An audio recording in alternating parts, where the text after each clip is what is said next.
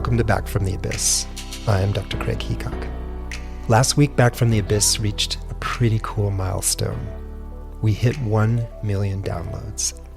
And I know it's just a number, but it felt like a concrete marker of the reach of the podcast. I never would have guessed we would reach this when Chris and I started plotting in his basement back in 2019. 3 training announcements before we get to today's story. First, I just got back from Joshua Tree, California, where Hillary, McBride, and I co-led our intensive experiential workshop on transference and countertransference called I Love You, I Hate You, Are You My Mom? And it was a magical 3 days with 20 therapists, all opening our hearts and practicing courage. And Hillary and I just decided we're going to do our next one. It will take place in Vancouver, British Columbia, this June 18th through 20th. Check out my website, craigheacockmd.com, for more details. Second, I will again be teaching my intensive psychotherapy workshop geared for psychiatric NPs and PAs here in Fort Collins. It's called Bringing Therapy into Med Management, and will be here in Fort Collins June 3rd through 6th. This is a chance to learn how to break out of the failing med management model into a holistic, psychodynamic, and patient-centered way of practicing. Again, you can check out my website for more details. And finally, there's still a few spots left in the spring ketamine-assisted therapy training run by Elemental Psychedelics. This will run from May 13th to 17th in the mountains outside of Boulder, Colorado. And I'm really excited to be back again teaching with the folks at Elemental. And these are really wonderful experiential trainings. I can't recommend them enough. You can learn more at elementalpsychedelics.com, and I'll link to all 3 of these trainings in the show notes. Today's story features Kari, who after reconnecting with her birth mother in her 40s, finally began to understand the suffering for which she had no words. This is a story of adoption and reunification, of forgetting and remembering, of finding a truth in the wisdom of the body. Kari's birth mother was able to see something deep in Kari, and thus began the path towards healing. In 2018, November of 2018, my son was getting married, and my sister approached me at the hotel after everything was all said and done. We were hanging out at the pool, the kids were swimming, and she randomly asked me if she could find my birth parents. And it felt like it kind of came out of left field. I had no idea why she was asking me that. And I just told her, if you feel called to do that, have at it. Never in a million years would I have thought that she would really actually find anything. I didn't think anything would really come of it. And then in February of 2019, so just a few months later, she sends me a message that says I got it, meaning that she received my original birth certificate. And my next question was, and? Mm-hmm. So then she said, I think I found your birth mom. And so she started sending me pictures.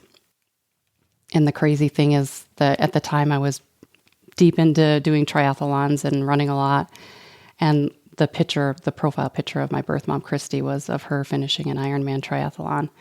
And that was kind of the moment where I realized, oh shit, that's probably really her. This is probably my birth mom. So then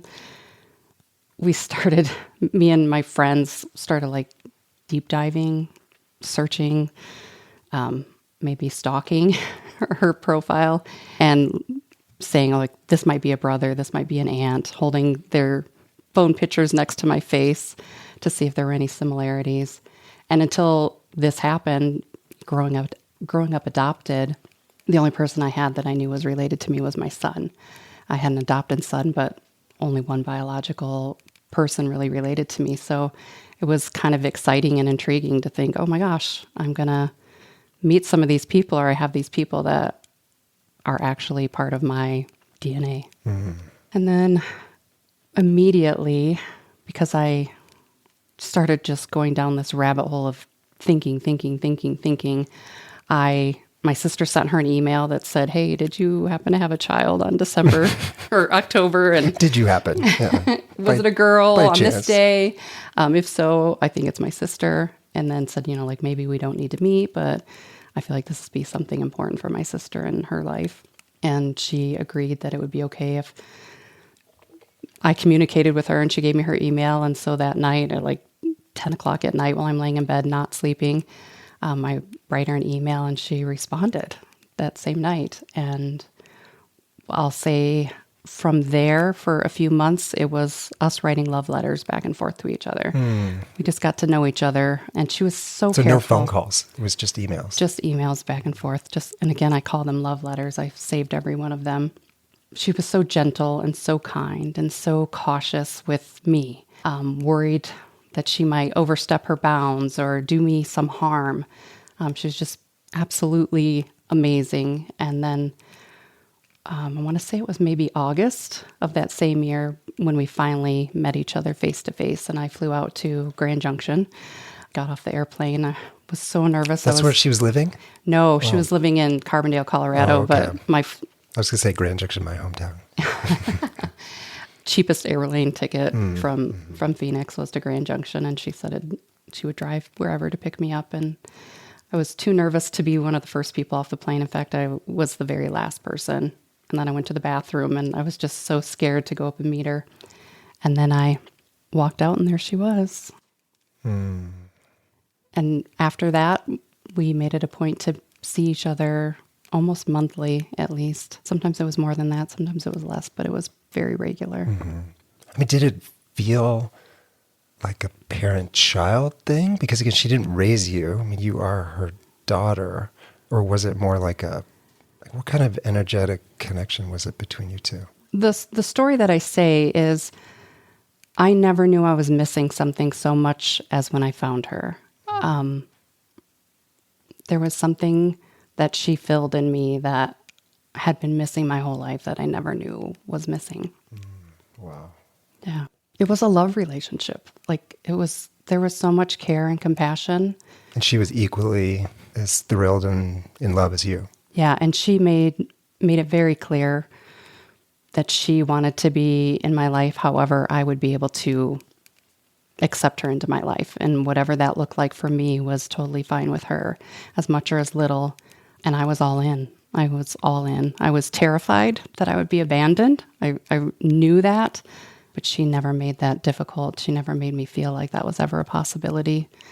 It was very clear how kind and caring and compassionate she was. I was worried when she was going to tell her boys, my brothers, she had me when she was 15. And back then you kind of got sent away somewhere, had the baby, and then got dropped back into your life like that never happened.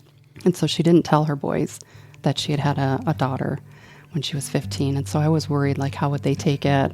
What are they going to think of me? Are they going to think I'm just this crazy person wanting money? And she was so kind and caring with her boys even. She made sure she told each of them in person. And, that's just the kind of caring, compassionate person that she was.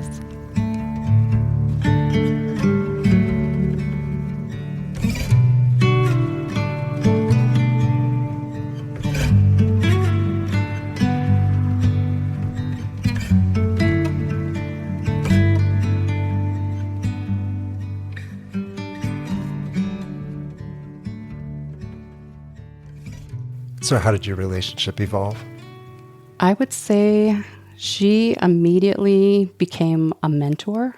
I think it was, or maybe I believe that it was her opportunity to have a daughter and to leave a legacy and be able to teach me things and show me things. I don't know if I'm even answering your question right.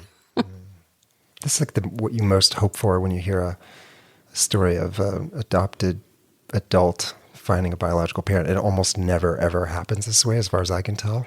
We're both equally so thrilled and just joining in this way, even though it's been decades apart. Yeah, and it was like we were never apart. We were learning things about each other, but it was so easy and so right. Yeah. And then I want to say it was less than a year later. I could have the dates wrong, but I remember it was in the summer. She called me, and we rarely talked on the phone. I don't know why, but we just rarely talked on the phone. It was emails, text messages, and in person. There was rarely phone calls. So she called me, and I was shocked, and she asked if I had some time to talk with her, and of course I did. She asked me if I was sitting down, and then I started getting worried, what's happening? And said she wanted to be able to do that conversation in person, but couldn't, didn't want to have to wait. And she told me that she had cancer and that it was stage 4 renal cell carcinoma, that she had brain mets and that it was serious. And I'm a nurse practitioner, so I knew immediately what that meant. And her biggest worry at that time was just that she was worried I would feel abandoned by her again.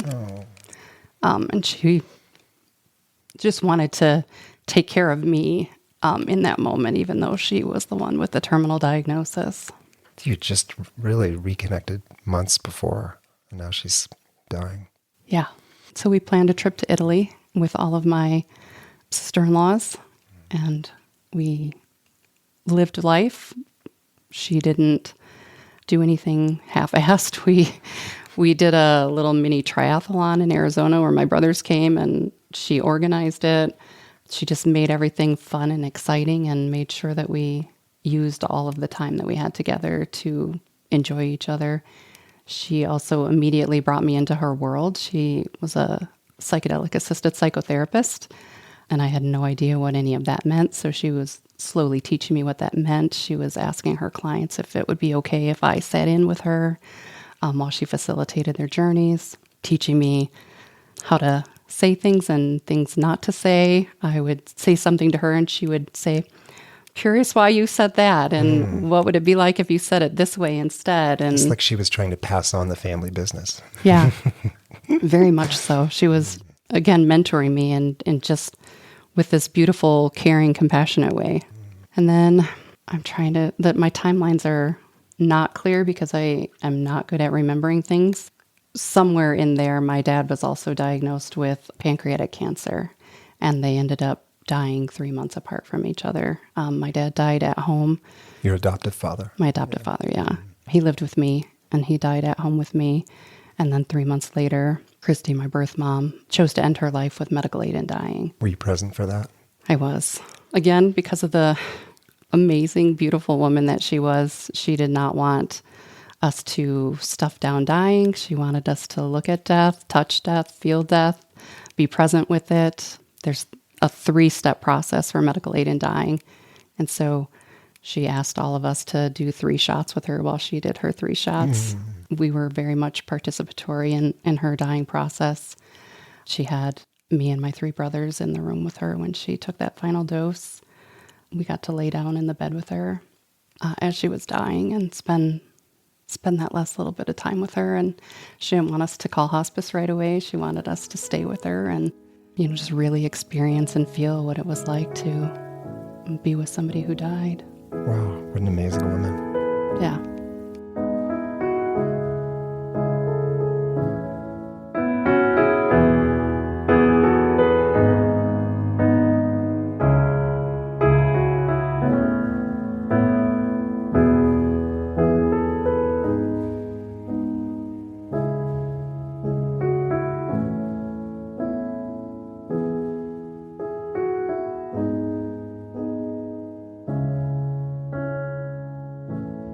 So before she died, she used her impending death as a means to get me into therapy.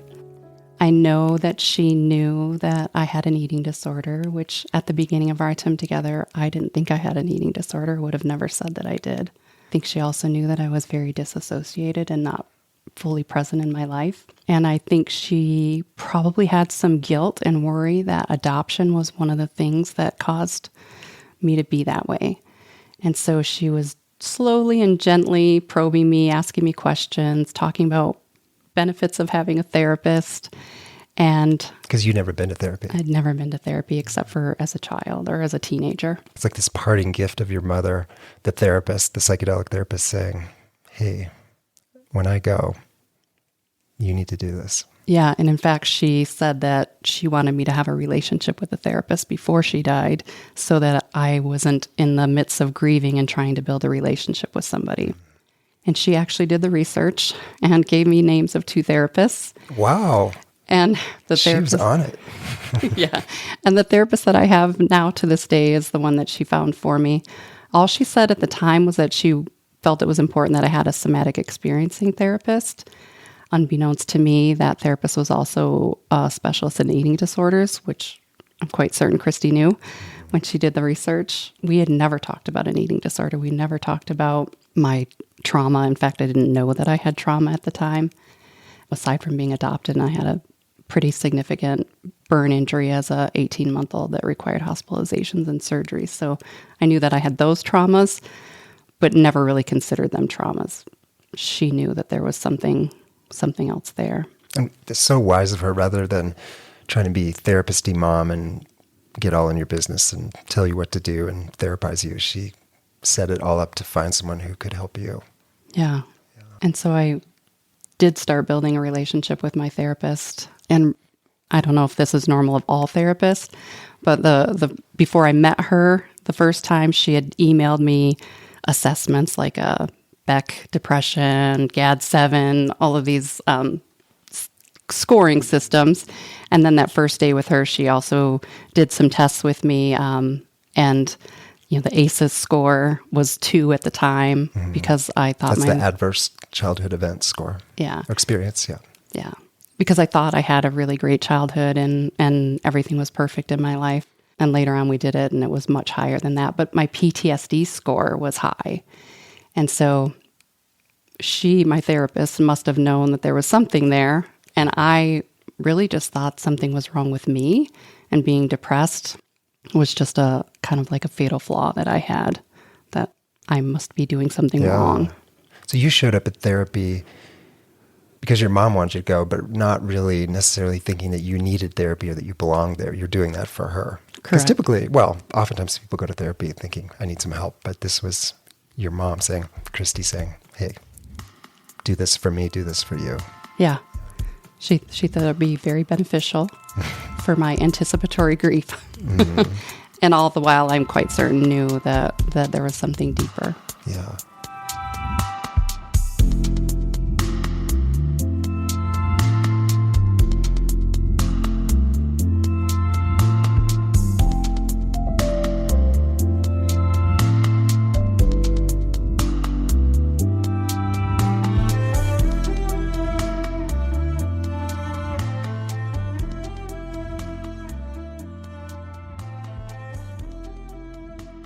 How and when did you start to realize that maybe there were actually deeper issues? How did that unfold in the therapy? One of the scales that my therapist gave me was an eating disorder scale. And it was the same test that she had given me in an email, and then she had me redo it in the office with her. When I look back, she knew exactly what she was doing, because had she just told me without having me do the test with her in the office, I probably wouldn't have believed her. But it showed normal eating, various normal variations in disordered eating that people could normally have. And then my score was off the charts for an eating disorder. And it was kind of like a confrontational experience. I was sad, crying, yelling, not telling her that she was crazy, that can't be true. There really can't be anything wrong with me. And then she slowly brought me down and helped me see that some of the things that she was talking about were true. And I had a little breakdown of saying, of course I want to eat normally. Of course I want to be able to, not worry about how many calories I ate. And so we talked about what an eating disorder is and how it can help you cope and distract. And she kind of put a good spin on it to help me understand how it was a protective mechanism of me. And she described that I would need to get my eating disorder behaviors under control in order to really get to the issue of whatever might be causing my depression, and that the eating disorder has a way of blocking and masking everything else. And it's she looked at those trauma scores from when you first showed up, and she knew that was probably primary, and then she helped you identify the eating disorder. Okay, this is a problem, but this is not the problem. Yeah, this is more a manifestation of something deeper. And she also used the impending death of my birth mom as a way that my eating disorder could get worse. If I didn't get it under control, sometimes these things get worse as a coping mechanism. And so we really worked on my eating disorder at the beginning and getting me in my body. Somatic experiencing practitioner. She's also an IFS practitioner. So she pairs those things together. And it wasn't until my eating disorder behaviors were, what I'll say, under control, or at least not running my life completely, was I able to start to do work with her. And when I started not having my eating disorder coping mechanism, I felt like I was getting worse. I felt like things were getting bad. Yeah, say more about that. What exactly were you experiencing as you kind of gave up this very powerful coping strategy and then you didn't have it? Yeah. The depression symptoms skyrocketed. I always had what I'll call like passive suicidal thoughts or suicidal ideation, but never like really concrete ideas. It was just always like, if I didn't wake up, that would be great. If I could get in a car accident and die, that would be amazing. I would be so happy and not have to do this anymore. That turned into always being present. That turned into maybe if I just closed the garage door and didn't turn off the car, maybe if I veered over into this truck, it started like coming up with ways that I could do it. And anxiety. Anxiety had never really been something that I thought I had before, but I was feeling anxious and even at times panicked. And so I just thought, oh, I'm going crazy. This is getting really bad. You're making me worse. Yeah. It's almost like peeling back layers of the onion. The outer layer was this very prominent eating disorder, and then you peel that away, and underneath that, right, you said all this anxiety and depression and suicidality. But then that peels away, and there's even deeper stuff. Yeah. And again, to this day, I don't remember much of anything. I certainly don't remember being adopted. I was adopted at 6 weeks. I don't remember being burned at 18 months. I don't remember surgeries or hospitalizations from then. I was too young. Mm-hmm. But as we started doing things like body maps and timelines, it came to a point where I thought that something sexual had happened to me as a child. And I thought that I was crazy for even thinking that. And she spent a lot of time talking about brain memories and body memories, and there can be knowing, and our memory and recall is not a great system.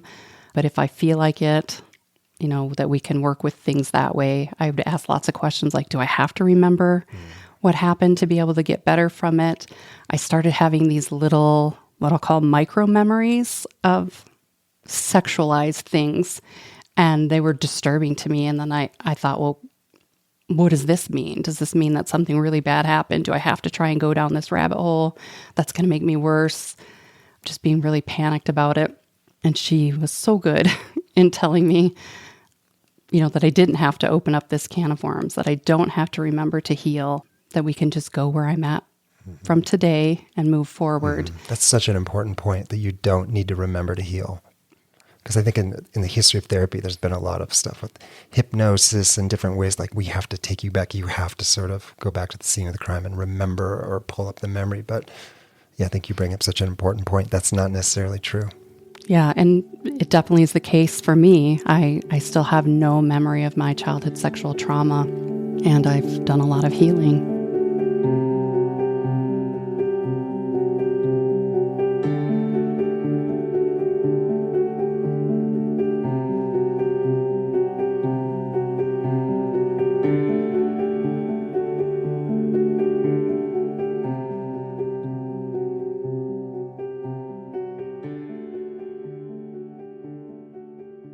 At some point, the depression was really bad, and the suicidal ideation was really bad, and that's where I got my first ketamine treatment. Did she recommend that? She gave it to me. Oh, she gave it to you, okay. Yeah. She sat with me. Was that oral or injection? It was a sublingual ketamine. And it was not a big, huge ketamine dose, but it was enough to disassociate and have this complete calm. And when I woke up from that, what was most noticeable is this thought of, man, this is so hard, and man, can we just be done, was gone. It wasn't there anymore. That thought of like, do I have to wake up again? It was just not there. It wasn't this thing that was like speaking in my head all the time. And then that led me to sign up for some IV ketamine sessions, and I did 6 or 7 IV ketamine sessions with the guidance from Christy, because thankfully I had that. There were some pretty scary places where they just left me in a room, didn't tell me about eye mask or music or how to prepare or anything. So I had lots of instruction and guidance from Christy on how to make those useful. and how to use them along with my therapy. That allowed me then to do some work with my therapist. It did something for me that I wasn't able to do without the ketamine. And there's no way I can adequately describe why that helped, but it did. It did something for me that allowed me to not feel like I was getting worse. Yeah. I wonder if it helped, I'm just thinking of all the ways that ketamine can help with this kind of trauma therapy. Ketamine can help bring your body back online. It can pull people out of that kind of dissociative numbing. It can supply sort of emotional, psychospiritual scaffolding to strengthen you. It can strengthen the relationship with the therapist. And for people, it just dials down the hopelessness and suicidality, so you can just clear that away and get to the work. Yeah, it definitely was extremely helpful. I feel like it was one of the pivotal things that happened was that I was able to do work where I wasn't. I felt like so stuck before. I felt like things are just getting worse and worse and worse and worse, and I'm never going to get better. And after that, I started getting better.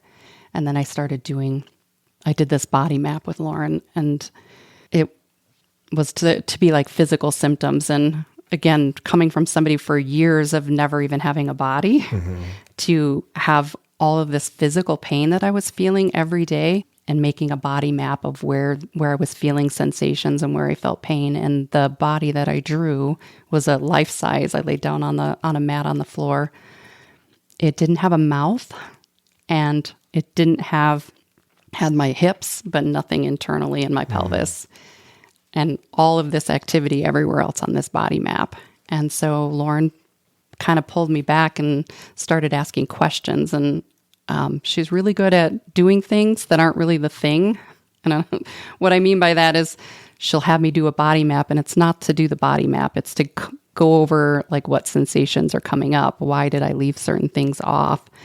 And it was one of the most intense moments I've had in therapy of realizing that I did draw this whole body, and I'm missing a mouth and I'm missing a pelvis.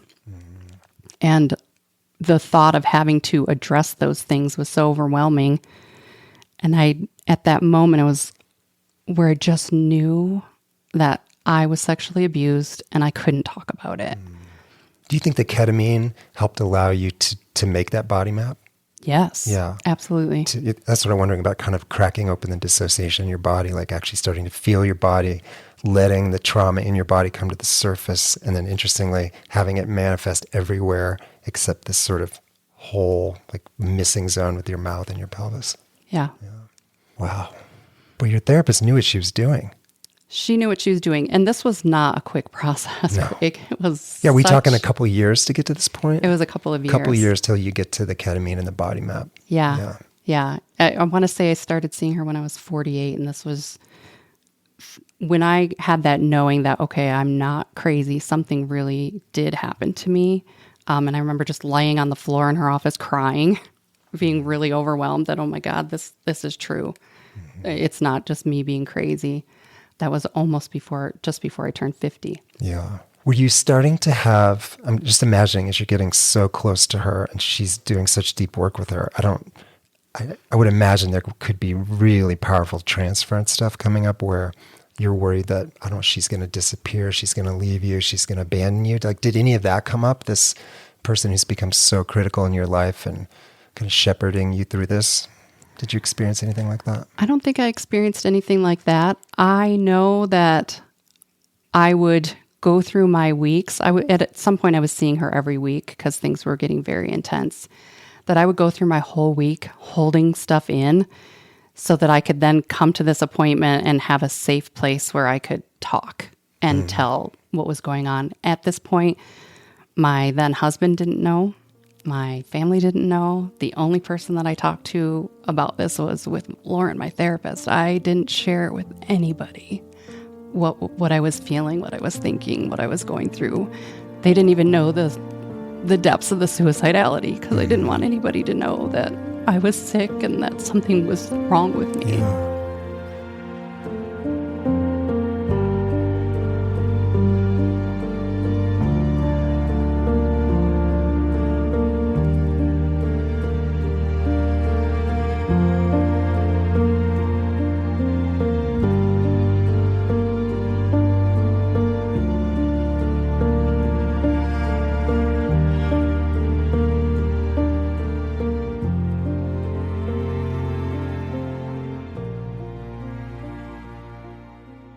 imagining you looking at this body map with Lauren and having maybe, I don't know, this terrible mix of like one relief, maybe there's like, oh, there's an explanation. There's a visual of this is why I've been suffering, but also the realization like, oh no, this is what happened. Like this both tied up together. And not having any memory of it, but having this sense that I just know it's true was really hard.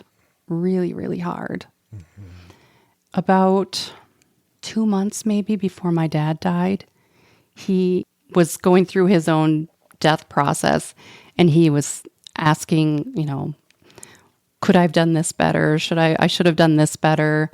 I'm sorry for this and that. And one of our conversations, he asked me, do you remember what happened to you when you were a little girl? And in my body, I knew what he was talking about, but I wasn't able in that moment to acknowledge or even have a conversation with him about that. And it just evolved with me telling him I don't remember much of anything growing up. And he said, good. I'm so glad. Nobody should have to remember that happening to them. And what a question to hear from your father. Yeah. Do you remember what happened to you? Yeah. Especially in the midst of doing this work. Yeah. And, that was his dying process, and me not being at a point in therapy where I was able to have a more in-depth conversation about what are you talking about? What do you mean? What don't I remember? And it wasn't until after he died that I was finally at a place where I could have that conversation with Lauren and say, I want to investigate this now, and now he's gone, so I don't know what to do. And so she suggested that we do a phone call with my mom. And we had several sessions of just preparing me for a conversation with my mom about the things that could happen. She could not remember anything. She could not know something. She could tell you something horrible, all of these things. And so we had the therapy session and me just asking lots of questions. My therapist with a whiteboard helping me remember things that I said I wanted to ask. And a lot of denying that nothing sexual had ever happened to me as a child. And finally, at one point, my mom said, well, there was this one time when you were 3 or 4 that some neighbor boys, I walked in and saw them having you perform sexual acts on them. But that never happened again because I kicked them out of the house. I told their parents they're never allowed over here anymore. And so I took care of it. But nobody ever talked about it. And nobody ever asked if it happened to anybody else. At that point, my mom said she didn't know if my little sister had been there too, or if I was by myself. She just couldn't remember. And that's kind of how the door opened to maybe something more than that happened. And on my 50th birthday party, my sister came, and I was trying to find a way to tell her to say the thing that I couldn't say. And I told her that I'd been working with my therapist and that it came up that I felt like I was sexually abused, but I have no memory of it. And she immediately says, well, I remember everything. And I was shocked. I'm like, what do you mean you remember everything? And I was getting ready to tell her this story of my mom walking in and finding this, and she remembers it all. And she remembers who it was, and that it wasn't just me and it wasn't just her, that it was all of us girls. And again, that was my 50th birthday party. And because I don't even know how to say this, I had done lots of work with psychedelics at that point, lots of ketamine work, and I've had an MDMA experience prior to that, and I had MDMA planned for my birthday weekend, and with a therapist. No, or just alone. Okay, not alone. There was my sister, my daughter-in-law, and another nurse practitioner, and I ended up doing it by myself. My beautiful daughter-in-law sat and held space for me. Being so fresh on that information from my sister and doing the MDMA was one of the most powerful things in my life, of being able to go to that little girl that had this horrible thing happen. And I was able to connect with every single part of me that did all of these things that I've been ashamed of or hated myself for doing.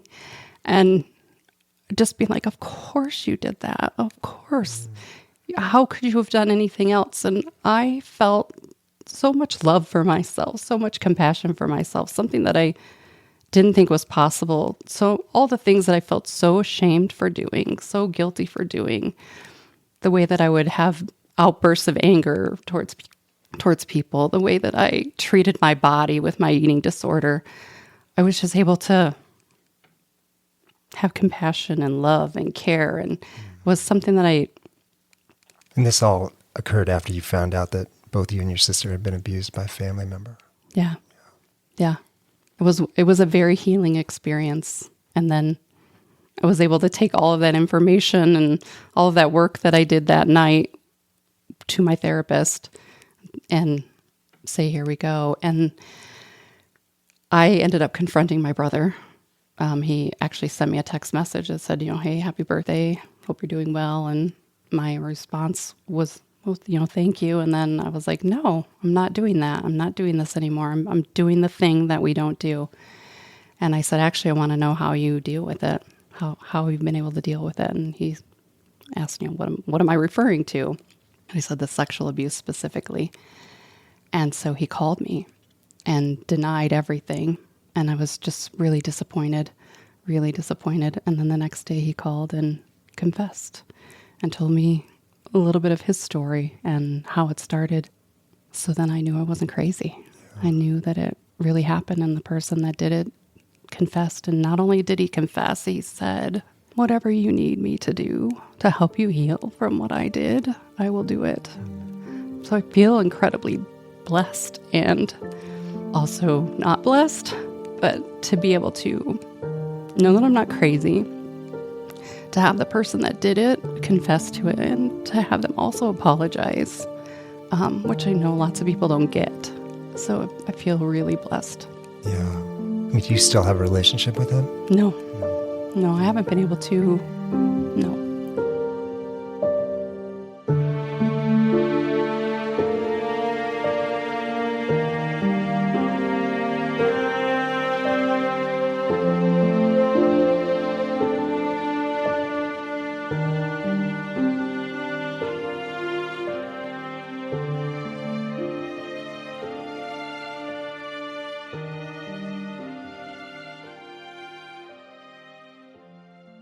How do you take all of this back into therapy?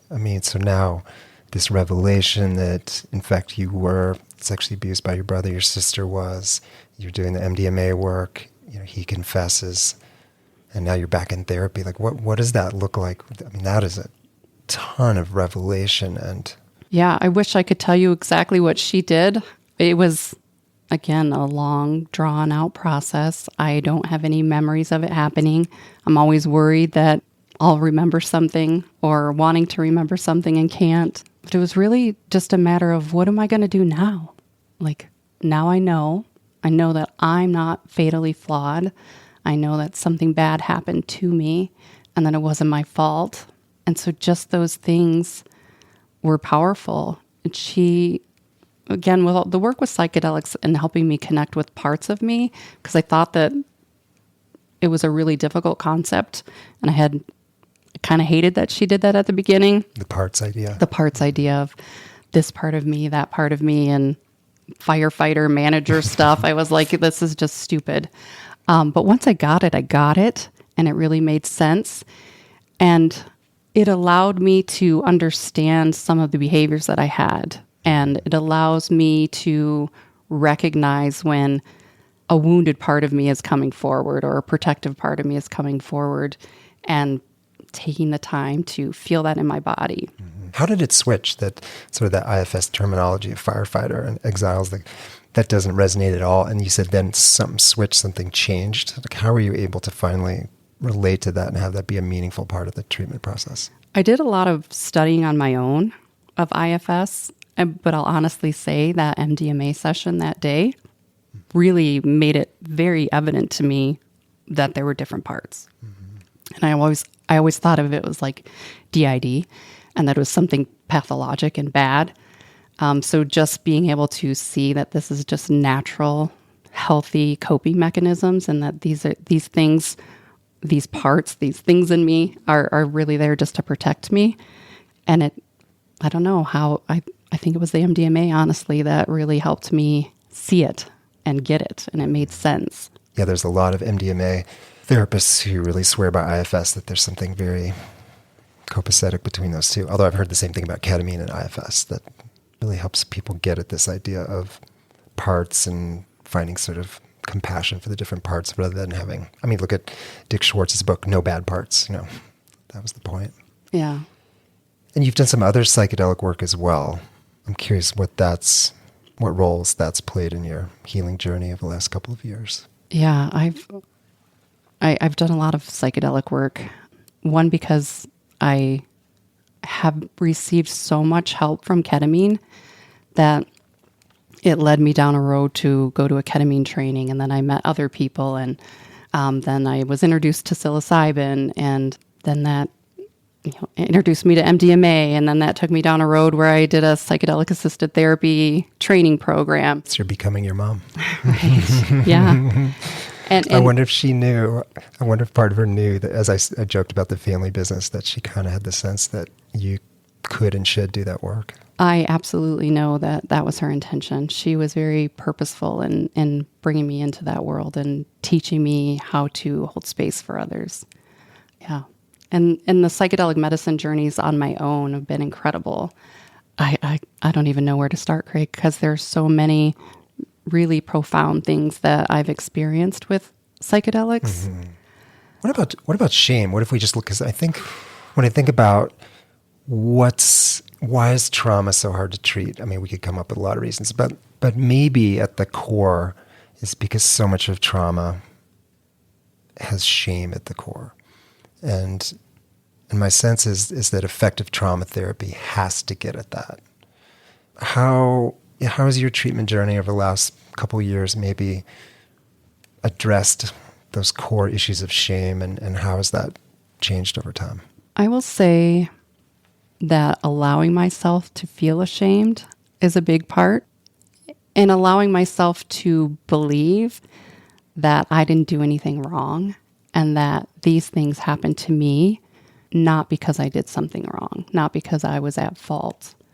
I agree with you. Shame has been a huge thing.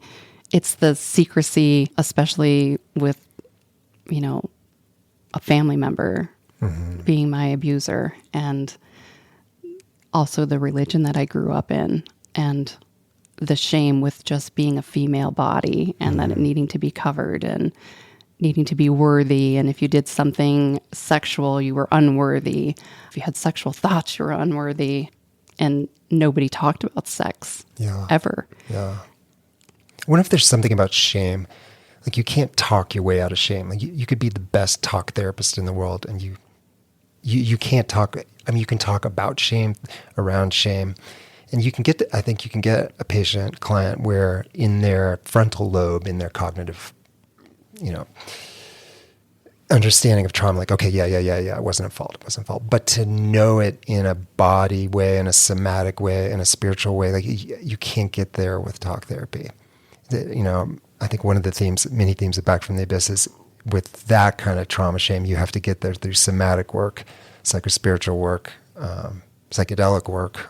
Yeah, it was a matter of knowing where shame shows up in my body, knowing how I feel it in my system, acknowledging that, this is even shame. This feeling, this emotion that I'm having right now is shame. And I will say that we could have talked to Lauren and I for years and years and years, and I would have never been where I'm at right now had she not been able to get me in my body. Had I not had psychedelics to help things make sense to me. There were so many things that cognitively I knew, like they made sense, but I didn't get it. And I don't know how else to describe it other than I've had psychedelic experience where I was like, oh my gosh, I now know in my body. I know it now. It's not that my brain knows it, but my body knows it now. Do you think if you did a body map now, would you have a mouth? Would you have a pelvis? I know that I would have a mouth and pelvis now. I know that I would. And part of me being here today, Craig, doing this with you, was me being able to tell my story. I still am not good at sharing with people. I still struggle with feeling ashamed. And so just having... You're doing beautifully. You're doing so well. I'm so impressed. having the opportunity to just say this and to get it out and not hold it in my system and in my body anymore. And I maybe there is still some shame here, and it's okay that the shame is here. And also, I'm really proud that I'm to a point now where I can say these things.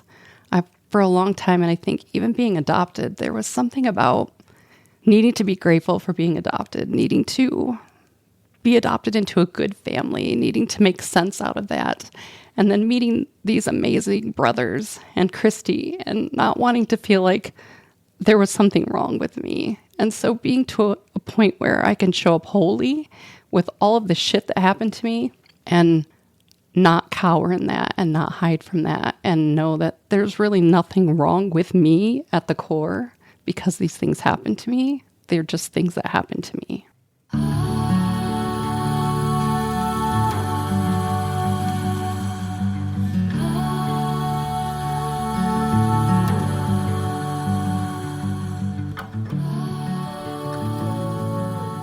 I think Kari's story is another powerful example of how we can't talk our way out of shame. The path of healing has to be experiential, somatic, energetic, spiritual. And as with so many Back from the Abyss stories, what so often lies beneath various DSM diagnoses, self-harm and suicidality, is trauma. We'll be back in 2 weeks with another story. If you'd like to help me pay the out-of-pocket expenses of the podcast, you can now do this by clicking on the Support the Show link in the show notes. And if you donate $8 or $10 a month, I'll give you a call and thank you in person. And I would love to do that. Thanks, everyone, for listening.